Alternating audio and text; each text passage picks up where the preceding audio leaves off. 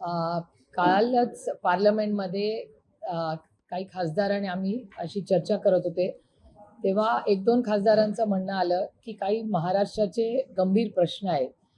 दुर्दैवाने संसद चालत नाही आहे, त्याच्यामुळे आपण माननीय प्रधानमंत्र्यांना जी परिस्थिती महाराष्ट्रात आहे, पाण्याचे प्रश्न असतील, शेतकऱ्यांच्या आत्महत्या असतील, आज सातत्याने अर्बनायझेशन म्हणजे शहरीकरणामुळे होणारे मोठे प्रॉब्लेम्स असतील, सगळ्या खासदारांना 5 कोटी रुपये दरवर्षी डेव्हलपमेंट फंड मिळतो, त्याची अंमलबजावणीला चॅलेंजेस येतात आणि महाराष्ट्र सरकार किंवा राज्य सरकारकडून अपेक्षित अशी मदत अनेक वेळा खासदारांना मिळत नाही. अशा काही प्रश्न आहेत जे विकासाच्याच चौकटीतले आहेत सगळे. त्याच्यामुळे असं आमचं सगळ्यांचं बोलणं झालं की आपण हे सगळे प्रश्न घेऊन माननीय प्रधानमंत्र्यांकडे जाऊया का. म्हणून आम्ही माननीय प्रधानमंत्र्यांना ऑफिशियली माननीय प्रधानमंत्र्यांना राष्ट्रवादी काँग्रेस पक्ष शरदचंद्र पवारांच्या 8 लोकसभेच्या खासदारांनी विनंती करून आम्ही वेळ मागितली. माननीय प्रधानमंत्र्यांनी आम्ही 8 खासदारांना सोमवारी पार्लमेंटच्या त्यांच्या ऑफिसमध्ये वेळ दिलेली आहे. 11 वाजता राष्ट्रवादी काँग्रेस पार्टी शरदचंद्र पवार यांच्या 8 खासदार माननीय प्रधानमंत्र्यांना महाराष्ट्राच्या प्रश्नांसाठी आम्ही भेटणार आहोत. नाही, त्यांच्या खासदारांना नाश्त्याला बोलवलं होतं, आम्हाला काही नाश्त्याला नाही बोलवलं. आम्ही वेळ मागून देशाचे ते प्रधानमंत्री आहेत, ते पक्षाचे प्रधानमंत्री नाहीत, देशाचे प्रधानमंत्री. देशाच्या प्रधानमंत्र्यांनी पार्लमेंटमध्ये यांनी एक नवीन सिस्टम लावलेली आहे, तिथून त्यांना कुठून तरी फोन येतोय, तो जरा बघा कुणाचा आहे, महत्वाचा असू शकतो. तर प्रधानमंत्री खासदारांना रेग्युलरली भेटतात, सगळ्या पक्षाच्या खासदारांना. पार्लमेंटमध्ये आम्ही रोज निवडून गेल्यावर आमच्या सगळ्याच पक्षाच्या लोक तिथे मंत्री आहेत, आम्ही सगळ्यांना जाऊन भेटतो ना विकास कामासाठी. तसंच माननीय प्रधानमंत्र्यांना 8 खासदार ऑफिशियली वेळ घेऊन ऑफिशियली दिवसा ढवळ्या 11 वाजता सकाळी ऑफिशियली, आणि तो फोटोही आम्ही तुम्हाला पाठवू, तुम्ही दाखवला तर आम्हाला आनंद होईल.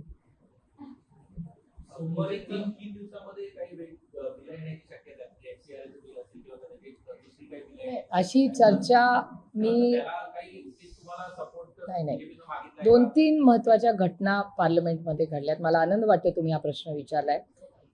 म्हणजे खूप दिल्लीत चर्चा आहे की FCRAचं बिल येईल का, अशी अनेक चर्चा येत आहेत. आमचा FCRAच्या बिलला आत्ता ज्या फॉर्ममध्ये आहे, आज मी रिपीट करते, प्लीज मिसकम्युनिकेशन नसावं म्हणून मी रिपीट करते की FCRAचं जे बिल आहे ते आत्ताच्या ज्या फॉर्ममध्ये आहे त्याला राष्ट्रवादी काँग्रेस पक्ष शरदचंद्र पवारांचा विरोध आहे. म्हणून माझी विनम्रपणे विनंती आहे भारत सरकारला की घाई करू नका. हे बिल जर त्यांची इच्छा असेल तर आम्ही विरोध करू, पण त्याच्यातून शेवटी बिलं आली की त्याच्यावर चर्चा झाली पाहिजे, ही मागणी आहे आमची. त्याच्यामुळे जर सरकार आमच्यापर्यंत चर्चेला बसलं आणि हे जर जॉईंट पार्लमेंटरी कमिटीला पाठवलं तर राष्ट्रवादी काँग्रेस पक्ष शरदचंद्र पवार आमची चर्चा करायला तयारी आहे. एका सशक्त लोकशाहीमध्ये फक्त विरोध करून चालत नाही, चर्चाही करावी लागते.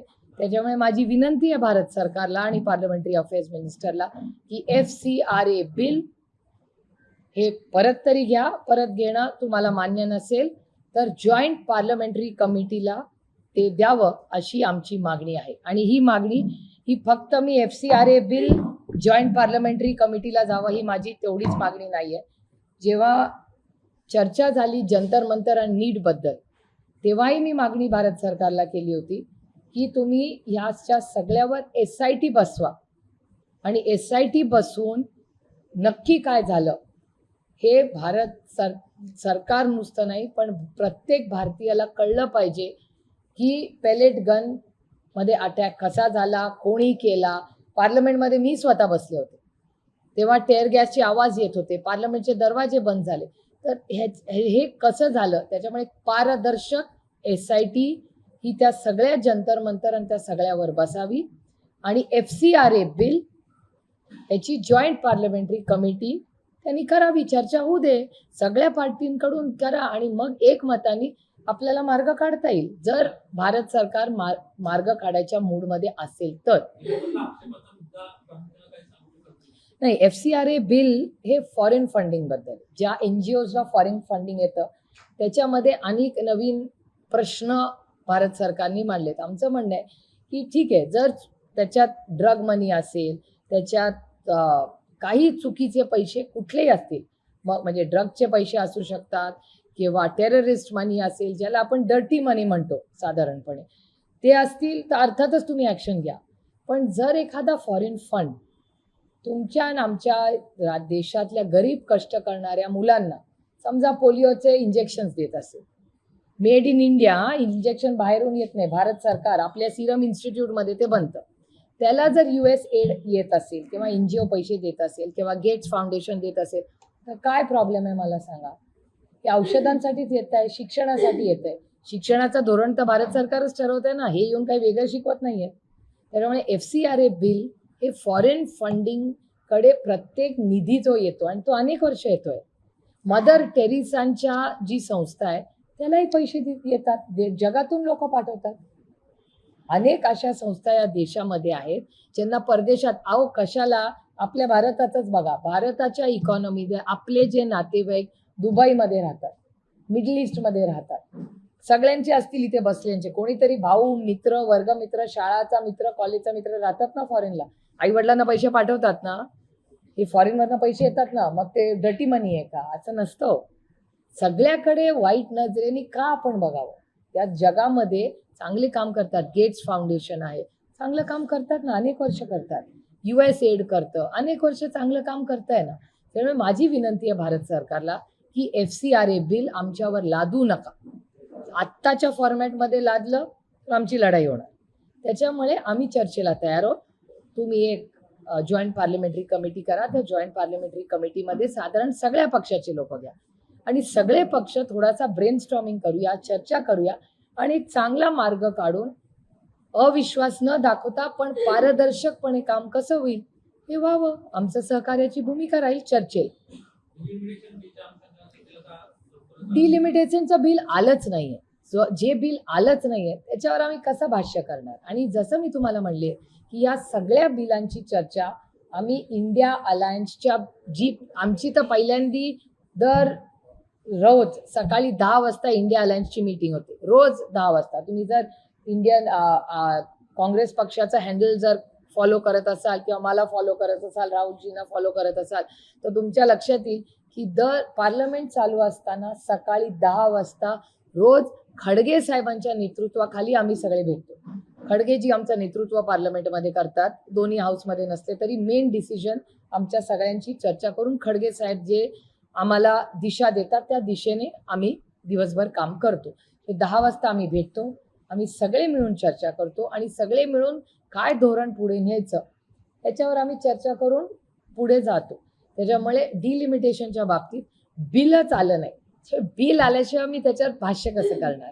आणि जेव्हा बिल येईल तेव्हा प्रत्येक बिलाची चर्चा आम्ही आमच्या मित्रपक्ष आणि काँग्रेस जो आमचा मोठा भाऊ आहे, खडगे साहेब आमचे वरिष्ठ नेते आहेत पार्लमेंटमध्ये, त्यांचं मार्गदर्शन घेऊन चर्चा करून मग सपा असेल, तृणमूल काँग्रेस असेल, आमचे लेफ्टचे सगळे सहकारी असतील, त्या सगळ्यांची चर्चा करून, शिवसेना असेल, संजय राऊत साहेब, अरविंद सावंतजी त्या मीटिंगला रोज असतात, अखिलेश यादव जी नेहमी येतात, तृणमूलचे डेरिक ओब्रायन, सौगता रॉय, महुआ मोइत्रा, सगळेच आम्ही रोज सकाळी 10 वाजता भेटतो आणि पुढचे इंडिया अलायन्सची दिशा आम्ही ठरवतो.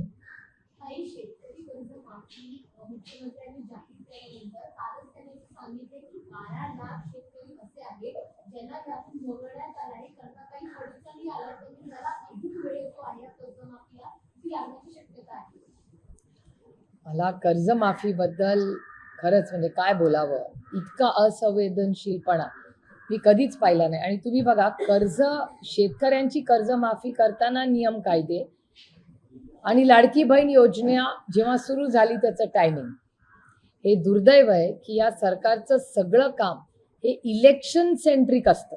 म्हणजे इलेक्शन आलं की दोन्ही हाताने त्यांचे सगळे निर्णय होतात. इलेक्शन निवडून आले ते आणि सत्तेत बसले की दोन्ही हात एकदम टाईट धरून त्यांचं काम चाललेलं असतं. का शेतकरी त्याच्यात बसत नाहीत मला सांगा. शेतकरी आहे ना, काळ्या मातीची इमान राखणारा, तुमचा आणि माझ्या अन्नधान्याचा प्रश्न हा सोडवणारा शेतकरी, त्याला कसले नियम कायदे. आणि मला सांगा, यांचे पेपर जेव्हा फुटतात तेव्हा नियम कायदे तंत्रज्ञान येत नाही. आमच्या गरीब लोकांची जेव्हा वेळ येते तेव्हाच त्यांचे नियम कायदे लागतात या सरकारला. ही दुर्दैव आहे. आणि मी या सरकारच्या या निर्णयाचा आणि या सरकारचा, असंवेदनशील सरकारचा जाहीर निषेध करते की शेतकरी आणि लाडकी बहिणी याच्या बाबतीत जो असंवेदनशीलपणा या सरकारने दाखवलाय तो अतिशय दुर्दैवी आहे.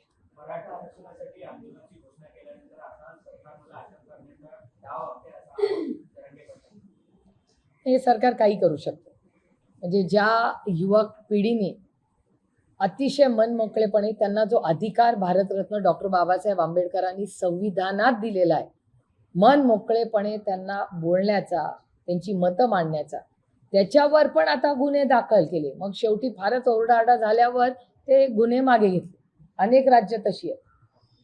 आणि या जेनझीनी, म्हणजे मला कधी कधी वाटतं की ते काँग्रेस पक्ष ही सुरुवात केली होती ना, जेव्हा इंग्रज आपल्यावर राज्य करत होते, तेव्हा चले जाओ अशी चले जाओची घोषणा देतील का काही पोरं लवकरच, असं मला वाटायला लागली. सगळी जी मुलं आहेत ती सुशिक्षित आहेत आणि त्यांना काय आईसचा प्रॉब्लेम नाही, ना इन्कम टॅक्स, ना सीबीआय, ना ईडी, ना त्यांना कॉन्ट्रॅक्ट पाहिजे.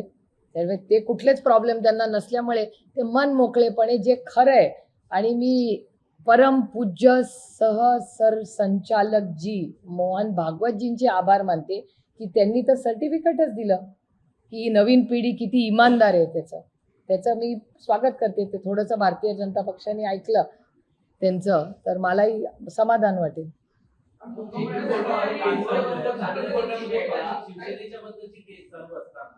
पंतप्रधान जेव्हा शिवसेनेच्या खासदारांच्या सोबत ब्रेकफास्टला भेटतात आणि आम्ही तुमच्या सोबत आहोत वगैरे अशा प्रकारच्या बातम्या येतात, तर तुम्हाला हे कितपत योग्य वाटतं की एखादी केस चालू असताना पीएमचं त्यांना भेटणं, त्याच्यावर? नाही, मी तुम्हाला खरं सांगू का, ह्या केसबद्दल म्हणजे शिवसेना आणि आम्ही एकत्रच भोगले. त्यांची केस आमच्यापेक्षा थोडीशी वेगळी असली तरी अनेक वेळा आम्ही त्या केसेस क्लब करतो.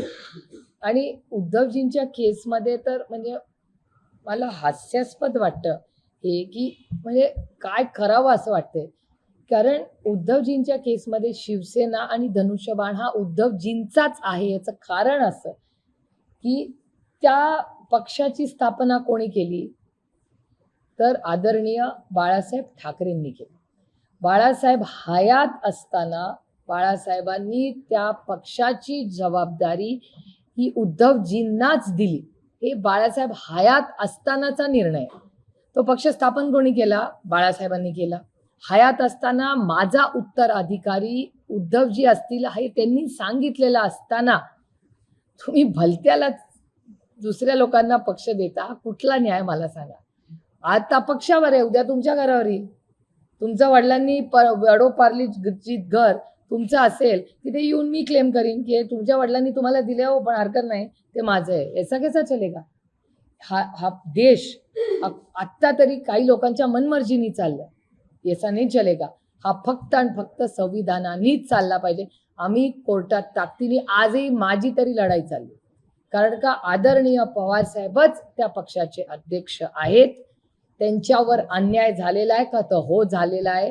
चुकीच्या पद्धतीने आम्हाला तारीखच लागत नाही. आम्ही किती दिवस तारीख मागतोय, का नाही मिळत आम्हाला तारीख, मला सांगा. आणि कागदपत्र तर आमच्या आणि शिवसेनेच्या केसमध्ये एकच आहे की पक्ष कुणाकडे, MLA कुणाकडे, ते आमच्या संविधानात नाही. पक्षाचं एक संविधान असतं ना, त्या कॉन्स्टिट्यूशनमध्ये आमच्या पक्षामध्ये ज्यांच्याकडे पक्ष सगळे अध्यक्ष तो पक्ष चालवणार. आमदार खासदारांचं काय मत आहे ते त्यामध्ये घेता येत नाही. आणि तुमच्या चॅनलवर परवा एक बातमी मी पाहिली ती मला माहिती नाही, मी तुमच्या चॅनलवर वर्तमानपत्रात वाचली की अनेक पक्षांमध्ये चुकीच्या पद्धतीने निर्णय घेतले जातात किंवा सिस्टम फॉलो केली नाही.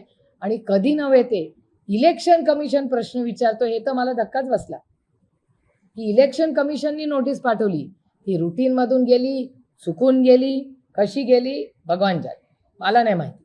पण मला गंमत वाटली की सत्तेत असलेल्या लोकांना इलेक्शन कमिशन नोटीस पाठवत आहे, तर कमाली हो गया. आम्हाला सवय झाली हो. आम्ही किती खरं बोललं तरी अन्याय आमच्यावरच होतो, ॲक्शन आमच्यावरच होते. आता याची सवय झाली, कारण का विरोधी पक्षामध्ये राहायचं आणि खरं बोललं तर या देतात शिक्षा होते. आणि तुम्ही जर कॉम्प्रोमाइज्ड असाल तर तुम्हाला काही पदरात तुमच्या पडू शकते. हे दुर्दैव आहे, मला बोलावं लागतंय असं. पण असं हे कुठल्याही एका सशक्त लोकशाहीसाठी हे योग्य नाही. आणि याला लॉंग टर्म ह्याच्यात प्रॉब्लेम्स होऊ शकतात. म्हणजे आपण काय आत्ता 2 वर्ष 5 वर्षाचा विचार करत नाही ना. तुम्ही जेव्हा एखादं कृती करता त्याला लेगसी इश्यूज पण असतात. आज हे सत्य ते तुझा दुसरा कोणीतरी येऊन हे करेल. हे कुठल्याही देशासाठी या आत्ता ज्या गोष्टी होत आहेत त्या योग्य नाही आणि एखाद्या ग्रोथसाठी पोषक. सुनेत्रा पवारांना दोन्ही काँग्रेसनं म्हटलं जोरदार आंदोलन राज्यामध्ये पाहायला मिळालं. अशा वेळी संजय काकडे यांना एक पत्रकार परिषदेत घेतले तर म्हणाले पवारसाहेबांना काँग्रेसची साथ सोडली पाहिजे. आज सुनेवर आलं, सुनेला मुलीच्या बाबतीत देखील जर काँग्रेस काही बोललं. एकतर संजय काकडेंचं स्टेटमेंट मी ऐकलेलं नाही आणि वाचलेलं नाही, त्याच्यामुळे मला त्याच्याबद्दल काही माहिती नाही. सुनेत्रा पवारांबद्दल मी सांगू शकते की सुनेत्रा वहिनींबद्दल एक स्टेटमेंट काँग्रेसने केलं ते अयोग्यच होतं. मी स्वतः काँग्रेसच्या लिडरशिपशी बोलले आणि मी काँग्रेस लिडरशिपचे जाहीर आभार मानते. त्याचं कारण असं की मी काँग्रेसच्या लिडरशिपशी बोलल्यानंतर अर्ध्या तासातच काँग्रेसनी त्यांचा स्टँड क्लिअर केला आणि हे स्थानिक सोशल मीडियाची त्यांची कोण टीम आहे स्थानिक महाराष्ट्रातली त्यांच्याकडून झालेलं आहे. हे राष्ट्रीय काँग्रेस पक्षाचं मत नाही, हे पूर्णपणे देशाच्या काँग्रेसच्या लिडरशिपनी क्लिअर केलेलं आहे.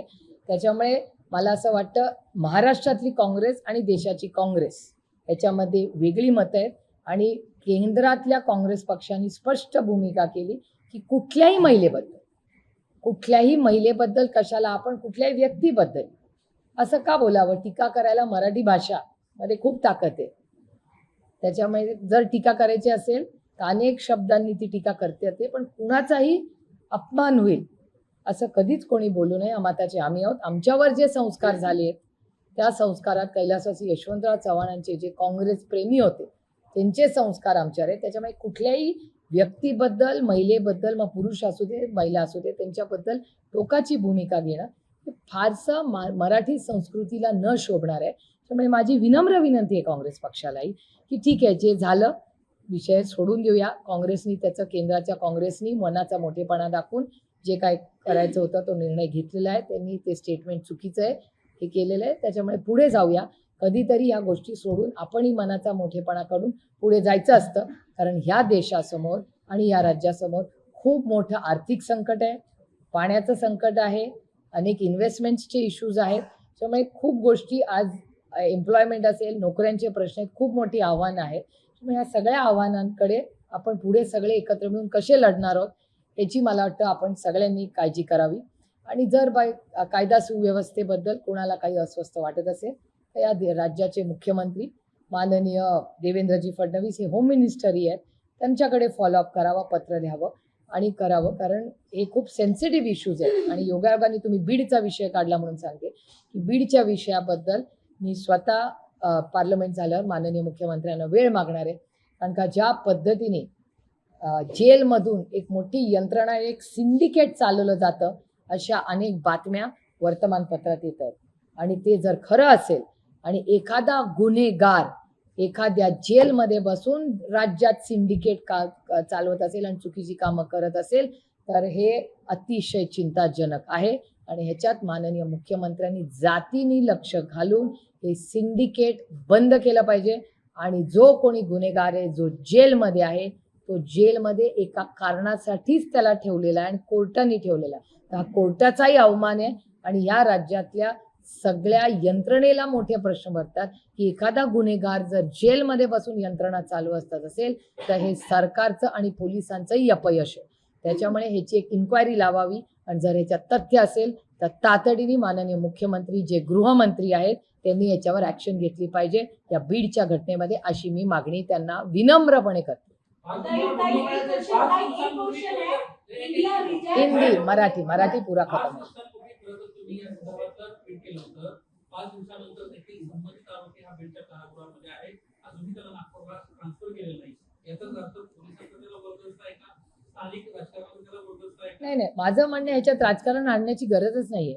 अहो, हत्या झाली आहे कुणाची तरी, हे विसरून कसं चालेल? कुणाच्या तरी घरातला कर्ता पुरुष गेलाय. कधी तुम्ही विचार केलाय? देशमुख आणि मुंडे कुटुंब या दोन्ही केसेस, संतोष देशमुखची जी हत्या झाली आणि मुंडे कुटुंबात जी हत्या झाली, या 2 हत्या झालेल्या आहेत बीडला. आणि या दोन्ही केसेसमध्ये लॉजिकल एंडला अजूनही न्याय मिळालेला नाही. त्यामुळे देशमुख आणि मुंडे या दोन्ही हत्यांमध्ये सविस्तर त्याची मागणी आम्ही वारंवार करतोय. माझी विनम्र विनंती आहे होम मिनिस्टरांना, हा स्टेटचा सब्जेक्ट आहे. बजरंग अप्पा हे माननीय अमित भाई शहांनाही भेटली, पण लॉ अँड ऑर्डर हा स्टेट सब्जेक्ट आहे.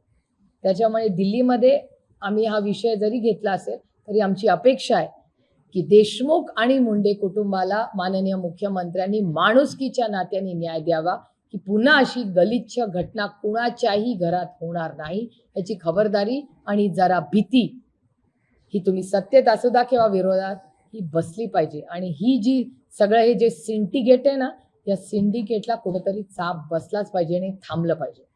Crime has to go down. कमी कसा होत नाही क्राईम?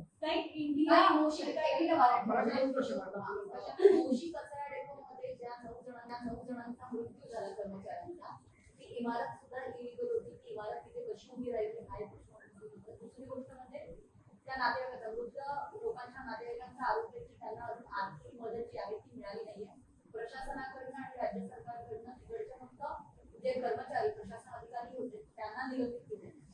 मी आजच सकाळी पुन्हा कमिशनर आणि पुन्हा कलेक्टर या दोघांशी बोललेले ह्याच मामल्यात, कारण का माझ्याही वाचण्यात ती बातमी आज सकाळी आली.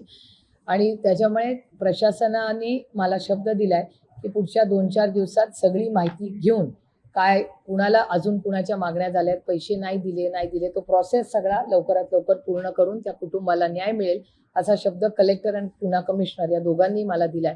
त्याच्यामुळे अजून एक आठवडाभर थांबूया. समजा आठवडाभरात त्यांना न्याय मिळाला नाही तर राष्ट्रवादी काँग्रेस पक्ष शरदचंद्र पवार हा पूर्ण ताकदीने त्यांच्यावर उभा राहील आणि पुण्यात आंदोलन करेल.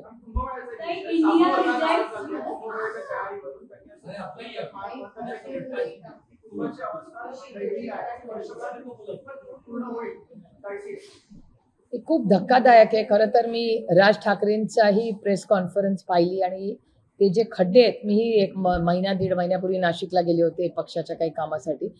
त्याच्यामुळे नाशिकमध्ये जे काही चाललंय हे धक्कादायक. आणि नुसतं कुंभमेळ्याचा प्रश्नच नाही, माझा प्रश्न एवढाच आहे की कुठल्याही शहरामध्ये जर विकास होत असेल, एवढा मोठा निधी जात असेल, तर त्याच्यामध्ये क्वालिटी ही का दिसत नाही? वारंवार खड्ड्यात रस्ता का रस्त्यात खड्डा, असं दुर्दैवी गोष्ट पुन्हा मला बोलायची वेळ आलेली आहे.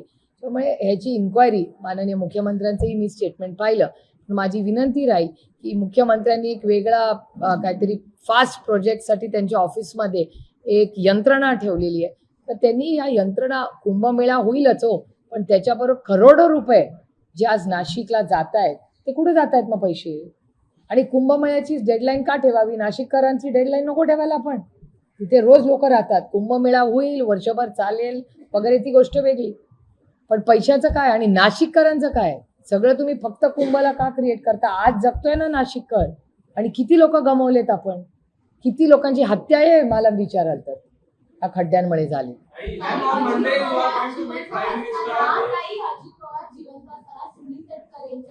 प्रदेशाध्यक्ष पदाचा राजीनामा देण्यात आला आणि आता तटकरे आणि प्रफुल्ल पटेल सुनेत्रा पवारवर दबाव टाकत अशी चर्चा सुरू आहे. मला कसं माहिती असेल? ते एक वेगळ्या गटात, मी एका वेगळ्या पक्षात, मला कसं? मला नाही माहिती त्यांचं. आणि दुसरे काय घर में क्यों झाकू भैया मैं?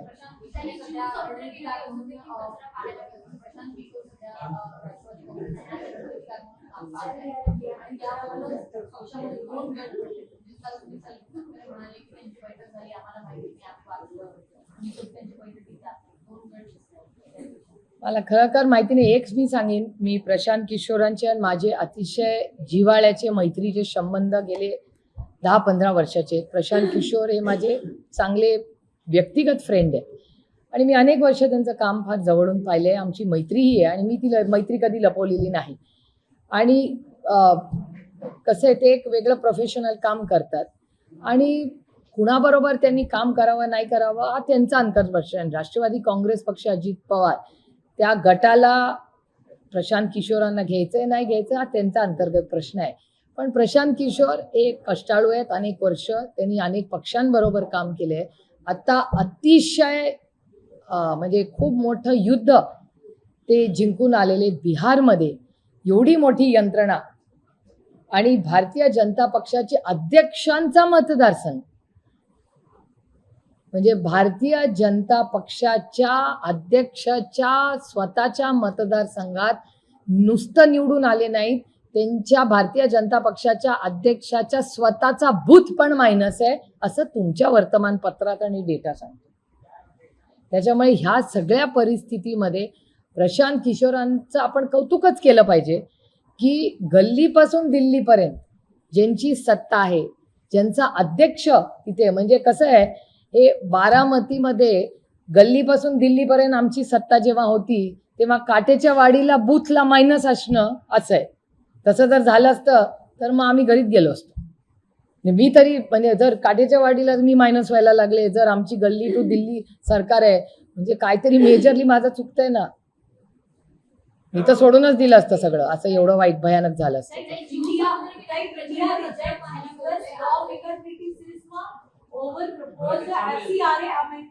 Marathi I've not understood the question. Juhu समुद्रकिनारी आजही योजना बाहेर आहे. महापौरांनी अजूनही भेट दिलेली नाहीये. पाहणी त्यांना सांगायचं नाही. अजूनही पाहणी मी मागच्या आठवड्यात मुंबईला आले होते ना, मागच्या शनिवारी का रविवारी मी या प्रश्नाचं उत्तर दिलंय. त्याला एक आठवडा उलटलाय आणि काही झालेलं नाही जीवला. बिचाऱ्या राणे साहेबांच्या घराच्या बाहेर केवढा कचरा आहे जरा बघा. एवढे सिनियर नेते राज्याचे, त्यांच्या घराचे आणि सगळे जुहूवाले, सगळे जुहूचे रहिवासी बिचारे सगळे बाहेर लांबून लांबून लोक जुहू बीच बघायला येतात. त्यामुळे पूर्णपणे या यंत्रणेचं अपयश आहे. इतके वर्ष आम्हाला नावं ठेवून ठेवून आता त्यांचं काम, मग आम्ही बरे होतो ना. आमच्या वेळेस तरी जुहू बीच एवढा घाणेरडा नव्हता. पवार साहेब no, Lok Sabha not mister Pawar. India rejects US lawmaker criticism on proposed FCRA amendment. What's your stand? What's your party's stand? No, our party is very clear. We are in the present form. We disagree with and we reject and disagree the present form of the FCRA bill. We are requesting the government to withdraw it. And if the government wants to have a dialogue with us about any bill, government should form a joint parliamentary committee. We can discuss it and then we can go forward. US Senate passes a bill for 100% tariff on India and China over the Russian oil purchase on Russia. We are completely shocked and disappointed. This is complete mismanagement. Tariff is something we've been going and talking about. We've been asking questions. Government has been totally silent on it. So we are in complete shock and we will ask questions on Monday in Parliament. Government will have to reply, not just to me, to the nation. देश को जवाब देना पड़ेगा. हर भारतीय पूछ रहा है कि tariff में क्या है. Because all our lives are today connected because India is no more an insulated economy anymore. If you want to be a global player, government is saying we are third and fourth or third in the world. You're not an insulated economy, so everything happens globally, affects India as well. And then what is our relationships with America? We had such a good relationship with America when Manmohan Singh ji was the Prime Minister. President Obama has called Prime Minister Manmohan Singh ji as one of the finest and the best and his own guru and the best economist in the world. So ek taraf there is President Obama, who had such a wonderful relationship with Prime Minister Manmohan Singh ji, who he called his guru. Can you imagine American president calling our Indian Prime Minister his guru? How wonderful and proud we felt when that happened. And today that same India today is in a challenging relationship with America. So it's very, very unfortunate. And it's a complete failure of the government. Like Uddhav ji said that PM Modi doesn't have time to meet Gen Z, but he has time to meet traitors. In a vibrant democracy, everybody has a right to say what they feel. So we have to respect Uddhav ji's sentiments. Sir, your party's MP going to meet PM Modi on Monday. What is the issue? Officially last week, NCP SPs, 8 Lok Sabha MPs have requested the Honorable Prime Minister for time. Unfortunately, House has not been functioning in the last 3 weeks. All the challenges and the issues we see in our constituencies, in our state and in our country, we have not been able to express them rightfully on the floor of the House. There are so many issues that we are very, very concerned about. Hence, the NCP SP, 8 MPs officially seeked time of the Honorable Prime Minister, and he's been very indulgent and kind, and he's given all 8 of us time on Monday in the Prime Minister's office in Parliament House at 11 a.m. कई एकनाथ शिंदे प्रधानमंत्री जी से मिले, जिस पर उद्धव ठाकरे जी ने कहा कि court में सुनवाई शुरू है और ऐसे समय में दोनों की मुलाकात होना मतलब प्रधानमंत्री एक धमकीभरा संदेश किसी को देना चाहते हैं। आप इस मीटिंग को या मुलाकात को कैसे देखते हैं? देखिए, संदेश तो पहले भी हमें मिल चुका है, मिले या ना मिले। आपको याद होगा जिस तरह से हमारी पार्टी, चलो ठीक है, हमें तो अलग छोड़ दीजिए, आदरणीय पवार साहब तो एनसीपी के फाउंडर है ना, जिस तरह से कॉन्स्टिट्यूशन की धज्जियां उड़ाई गई हमारे और पवार साहब को पार्टी से निकाल दिया गया, ये शायद आप लोग भूल गए हैं लेकिन मैं नहीं भूली हूं। जिस गलत तरीके से, गैर संवैधानिक पद्धति से आदरणीय पवार साहब जो फाउंडर मेंबर है, कॉन्स्टिट्यूशन का पूरा चीर फाड़ के इन्होंने जिस तरह से गलत पद्धति से पवार साहब को निकाला था, हम तो इलेक्शन कमीशन में गए थे, हमको कहाँ न्याय मिला, उद्धव जी को क्या न्याय मिला, 8 सुनवाइयाँ हुई, इसलिए हम लोग सब कोर्ट में गए। और जो अन्याय उद्धव जी पे हुआ है आदरणीय पवार साहब, मैं मेरी बात ही नहीं कर रही हूँ, मेरी सिर्फ मांग है कि पार्टी आदरणीय पवार साहब की है, उनको हक से उनकी पार्टी उनको मिलनी चाहिए, उनके बाद उनको जो करना है उनकी मर्जी। What rightfully belongs to that person should be given to that person, उसका अधिकार है, हक है। आप ऐसे गलत तरीके से किसी का भी हक छीन नहीं सकते। आज उद्धव जी का और पवार साहब का हक छीना है, कल आपका छीन सकते, ये तो शुरुआत है। और आप सबको पता है, जो मैं पहले बहुत बार बोल चुकी हूँ, कि who is the founder of Shiv Sena is आदरणीय बाला साहब ठाकरे। और बाला साहब ठाकरे जब थे तो बाला साहब ने खुद उनका उत्तराधिकारी उद्धव जी को चुना था। Uddhav ji was chosen by Honorable Bala Saheb Thackeray ji as his succession plan. He had announced it, so it is obvious that Shiv Sena belongs only and only to Uddhav Bala Saheb Thackeray. Then look at the dignity and the class which was shown by so many other people. Look at what Raj Thackeray ji did. He had a disagreement, he formed his own party. इस देश में खुद की party बना low आप। Many people have done it. They could have done it. अरे तृणमूल को भी तोड़ा, भी उन्होंने अलग गढ़ बना दिया। बट ऐसा किया, नाराजगी उद्धव जी पे और शरद पवार जी पे, जो कॉन्स्टिट्यूशन के हिसाब से दोनों एनसीपी और Shiv Sena, NCP belongs to Sharad Pawar because he is the founder member. I am making a legal point. I am not making a political point. Political तो बनता रहेगा, वो तो इलेक्शंस में हार जीत होती है सबकी, कौन सी बड़ी बात नहीं है। But legally, Shivsena belongs, the party belongs to Uddhav Bala Saheb Thackeray, and NCP founder member president illegally removed. That party also belongs to Sharad Pawar. After that, what Sharad Pawar wants to do is for him to decide. But today, it belongs to him and is illegally taken away from him. Mohan Bhagwat जी जो ने दिल्ली से legally- मुलाकात की और उनके prostate का समर्थन KIA. एक तरीके से उन्होंने कहा कि उनके मुद्दे सही थे और जो लाठीचार्ज हो वो गलत था। उनके स्टेटमेंट को कैसे? नहीं, मैं उसका स्वागत करती हूँ। मैंने पहले भी कहा कि उन्होंने जो कहा उसका मैं तहे दिल से स्वागत करती हूँ। यही तो हम भी कह रहे हैं। ही पार्टी लीगली शरद पवारांच्याकडे असली पाहिजे, तुम्ही आता म्हणताय. हे माझं हाँ, हिंदी में जवाब दे दूंगी। कांग्रेस ने सुनेत्रा पवार जी को ढूंढे के लिए कहा था, जिसको लेकर एनसीपी और कांग्रेस आमने सामने आ गई थी। क्या उनके स्टेटमेंट को आप कैसे देखती हैं? ये बहुत खेदजनक है। मैंने खुद कांग्रेस लीडरशिप से बात की, जिस दिन मैंने ये टीवी पे देखा, मेरी खुद कांग्रेस लीडरशिप से बात हुई। कांग्रेस लीडरशिप दिल्ली में देश का सामान देखते, उनको कुछ पता नहीं था। लेकिन मैं कांग्रेस पार्टी के तहे दिल से आभारी हूँ कि जब मैंने फोन करके बताया कि ऐसे ऐसे कहा गया, उन्होंने तुरंत एक्शन दिया। उसके बाद एक ट्वीट भी कांग्रेस पार्टी का आया है कि ऐसा कहना गलत है, तो कांग्रेस ने वो ट्वीट किया हुआ है। इसलिए मैं मेन कांग्रेस पार्टी के तहे दिल से आभारी हूँ, और मैं महाराष्ट्र की कांग्रेस के बड़ी विनम्रता से रिपीट कर रही हूँ, मैं महाराष्ट्र कांग्रेस को बड़ी विनम्रता से कह रही हूँ कि जरूर आपके मतभेद हो सकते हैं, लेकिन किसी भी महिला या किसी वरिष्ठ नेता के बारे में हम सब ने बोलते हुए थोड़ा सोचना चाहिए।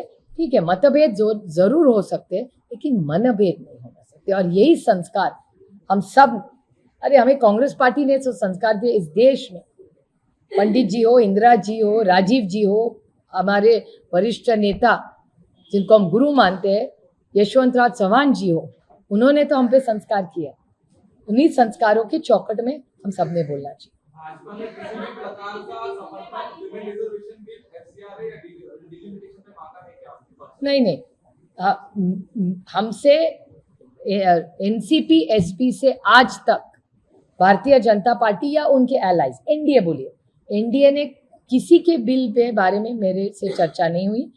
जरूर हमारी इंडिया अलायंस की जो सुबह 10 बजे मीटिंग होती है, उसमें खड़गे जी और जयराम रमेश जी के साथ हमारी सपा होती है, सारे हमारे इंडिया अलायंस के हम मित्र पक्ष होते हैं, रोज 10 बजे हमारी चर्चा होती है।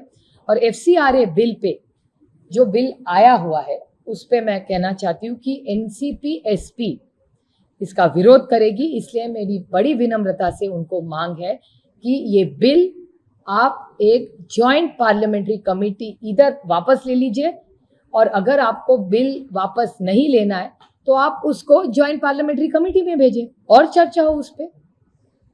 सिर्फ बिल लादने से कुछ नहीं होगा, उनको जॉइंट पार्लियामेंट्री कमेटी करनी ही चाहिए। यही एक सशक्त लोकतंत्र के को आगे बढ़ा ले जा सकता है। मैम, आने वाले सोमवार को पीएम मोदी से आप लोगों की मुलाकात, आप लोगों की मुलाकात की क्या मतलब? पीएम अब तक जिन लोगों से मिल रहे हैं, जो बिल सामने आने वाले हैं, उसको लेकर समर्थन मांगने को लेकर कि नहीं, मुझे नहीं पता। आज तक जो पीएम साहब की जो मीटिंग्स हुई, अंदर क्या चर्चा होती है वो मुझे नहीं पता होती। वो एमपीज और हाँ, एनसीपी एसपी के 8 लोकसभा के जो एमपीज है, सांसद है, हमने ऑफिशियली माननीय प्रधानमंत्री जी की वक्त मांगा है 11 बजे ऑफिशियली, सूरज जब ऊपर होगा तो दिन दहाड़े हम लोग ऑफिशियली उनको मिल रहे हैं। 8 लोगों को 11 बजे पार्लियामेंट बिल्डिंग में उनका जो पीएमओ है उसमें उनका, ये भी पीएम साहब का बड़ापन है कि उन्होंने हम 8 लोगों को तुरंत टाइम दे दिया है, क्योंकि 3 हफ्ते से हाउस नहीं चल रहा। बहुत सारे ऐसे प्रश्न हैं जो महाराष्ट्र की तरफ से हम बोलना चाहते हैं हाउस में, और उसका जवाब चाहते हैं, न्याय चाहते हैं। तो माननीय प्रधानमंत्री की तरफ, वो सिर्फ इंडिया के प्रधानमंत्री नहीं है, इस देश के प्रधानमंत्री है, तो इस देश के प्रधानमंत्री जी को मिलने एनसीपी एसपी के 8 लोग जा रहे हैं।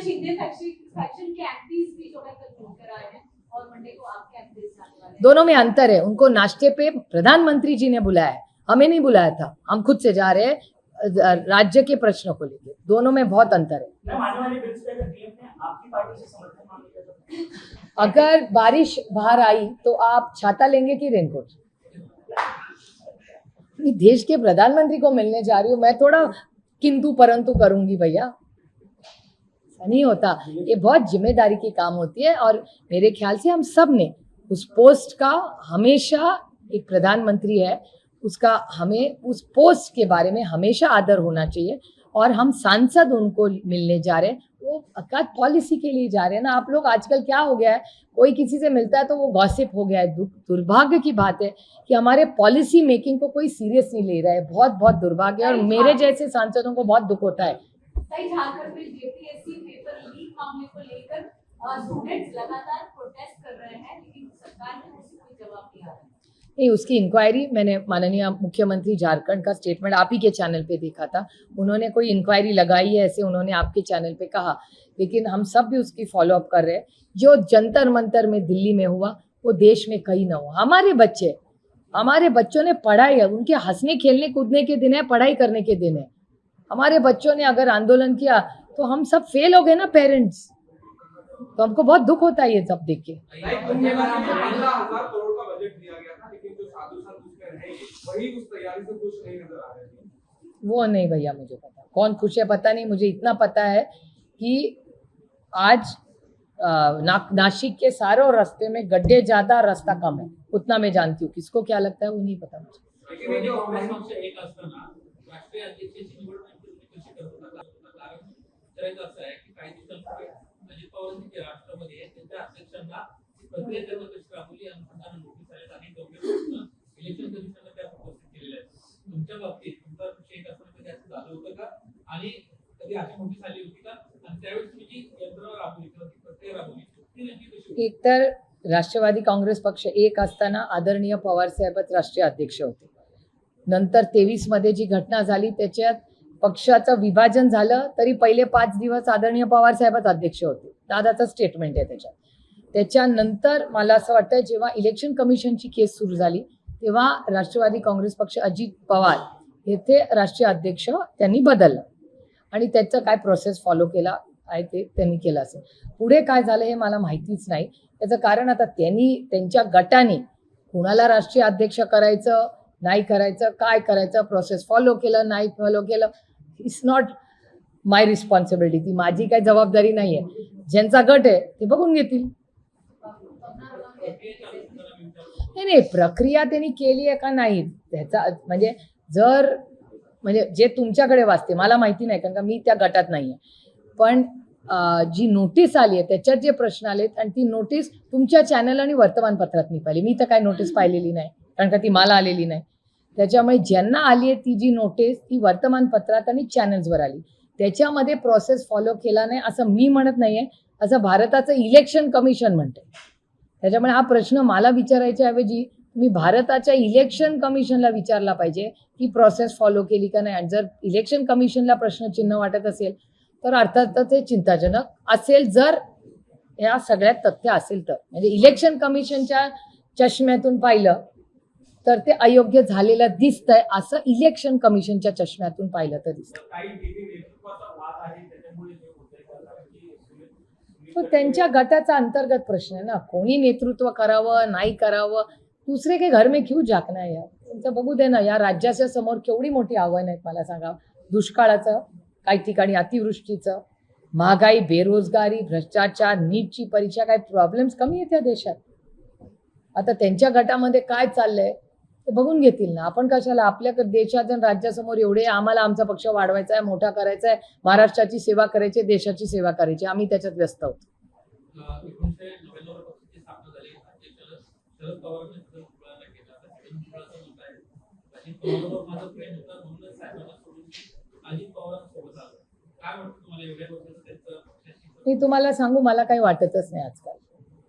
इतना धोका खाया और इतना मार लाईफ में खाया ना इमोशनली की आता काय वाटतच नाही. काय आश्चर्यही वाटत नाही. गाडीचा ऍक्सिडेंट एकदा झाला वाईट वाटतं, दुसऱ्यांदा, तिसऱ्यांदा, चौथ्यांदा. आणि मी अपेक्षा करणंच सोडून दिलंय लोकांकडून. आपण आपलं कर्तव्य करत राहायचं, दुसऱ्याकडून कशाला अपेक्षा करायची. भुजबळ साहेब त्यांचं कुटुंब जेव्हा होतं मी आर्थर रोड जेल कधी पाहिला? आधी गाडीतूनच पाहायची, नंतर आज जाऊन पाहिला ना. तेव्हा मी नाही कुणाला घाबरले. एक तर मी घाबरत पण नाही कारण का आपण कुणाला कशालाच निंदे नाही. आपल्याला कसली भीती. आर्थर रोड जेल मी कुणामुळे पाहिला. पण त्यांना जर आमच्यावरचं प्रेम कमी झालं असेल तर त्याच्यात मला काही वाटत नाही. माझं त्यांच्यावर प्रेम तेवढंच आहे. Supriya Sule's middle name is consistency. माझं काही प्रेम कमी जास्त होत नाही. एकदा प्रेम केलं ना की दिलदार आयुष्यभर करायचं असतं, असं नसतं कमी जास्त कमी. काही वेळा काय असतं माहिती आहे, एक तुम्हाला एक शेर सांगते जो मी दिल्लीत मागच्या आठवड्यातच शिकले. कुछ तो मजबूरियां रही होंगी, यूं ही कोई बेवफा नहीं होगा. आता कुणाची काय मजबुरी आहे मला माहिती नाही. आता पुढच्या आठवड्यासाठी ना अजून शेर आहे, तो पुढच्या आठवड्यात. हा मराठी ट्रान्सलेट करूया का आपण? तर ते त्या चॅट जीपीटीला सांग बाबा, 2 मिनिटात करून दे.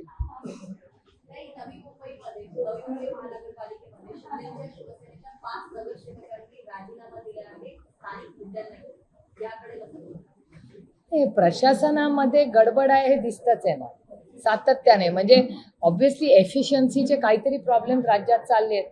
तुमच्याच चॅनलमध्ये दाखवलं की शिंदे साहेब त्यांच्या 4 मंत्र्यांवर काम चांगलं नाही करत म्हणून नाराज आहेत. त्यामुळे अर्थातच प्रशासनामध्ये महाराष्ट्रामध्ये खरंच नक्की काय चाललंय, अर्धा वेळ तर कोण कुठल्या पक्षात आहे हे बघण्यातच जातो. कुणाचा अलायन्स कुठे काय हे ते. आणि आमचा दुर्दैवाने मी निवडून आले बारामती लोकसभा मतदारसंघात आणि पक्षात काम करण्यासाठी. ह्यांच्या सगळ्या कृतींमुळे माझा अर्धा वेळ सुप्रीम कोर्टात जातो. काय करणार, आपण राजकारणात कशासाठी आलो. मी काय वकील बनायचे असते तर वकिली शिकले असते ना. ते दुर्दैव आहे की आज महाराष्ट्राचं आणि देशाचं राजकारण जास्त सुप्रीम कोर्टात चालतं आणि कमी ग्राउंडवर. हे खूप दुर्दैव आहे. नाही, शेवटचा प्रश्न. मुंबई लोकल ट्रेनमध्ये जे आहे ते आता ट्रॅव्हल करणं महिलांसाठी पुरुषांना फार धोक्यात झालंय. नवनवीन केसेस त्यांच्या समोर येत आहेत. लाईफलाईन मानली जाणारी मुंबई लोकल ट्रेन आता एवढी सुरक्षित झाली आहे. हा लोकल ट्रेनचा विषय नाही, हा सगळीकडेच झालेला आहे. म्हणजे क्राईम हा महाराष्ट्रात वाढलाय का तो हो. आणि मी खूप जड अंतःकरणाने हे म्हणते की सगळ्यात पुढे आमचं पुणे आहे. हे मी म्हणत नाहीये, अमित भाई शानचा होम मिनिस्ट्रीचा केंद्र सरकारचा रिपोर्ट म्हणतो की देशात सगळ्यात राज्यात सगळ्यात 1 नंबर क्राईम पुण्यामध्ये. तर क्राईम वाढतोय हे चिंताजनक आहे. त्याच्यानंतर बीडमधून एक मोठं सिंडिकेट चालतं, ही एक मोठी बातमी येते. म्हणजे सगळं जे नवीन कल्चर येतंय त्या वर्दीच्या बद्दल आम्हाला सार्थ अभिमान आहे. त्या वर्दीची भीतीच राहिली नाही हो. हे दुर्दैव आहे आणि अपयश आहे समाजाचं पण आणि सरकारचं. नाही, गृहमंत्र्यांनी याची नैतिक जबाबदारी घ्यावीच लागेल. संसदेचा पावसाळा आहे ना, विधानसभेत चालू आहे. दिल्लीमध्ये अनेक वेळा असतात. अनेक वेळा मी रोज असते. म्हणजे अनेक वेळा.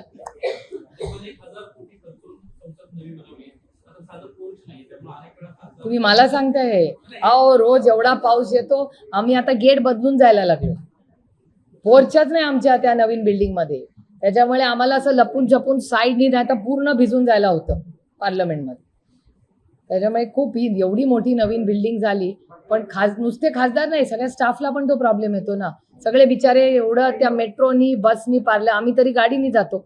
सगळ्या स्टाफचा विचार करा तुम्ही, खासदारांचाच का विचार करताय.